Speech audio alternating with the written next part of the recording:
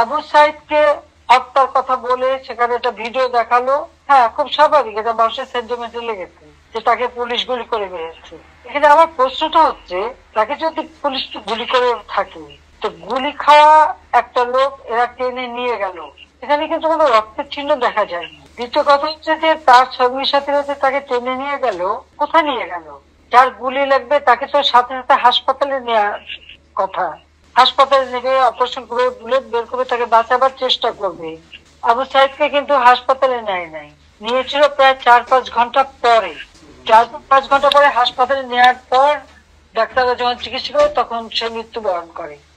তার মাথায় আর একটা ভিডিওতে দেখা গেছে তার মাথা, ওরা যখন পুলিশকে ঢিল মারছে, সেও পুলিশকে মারতে মারতে এগিয়ে যাচ্ছে, তার মাথায় একটা ঢিল এসে পড়ে, সে মাথায় হাত দেয়। তাহলে প্রশ্ন যে এই একটা সেন্টিমেন্ট তুলে তারা যে এতগুলি জীবন নিয়ে খেললো, এর জবাব কে দেবে?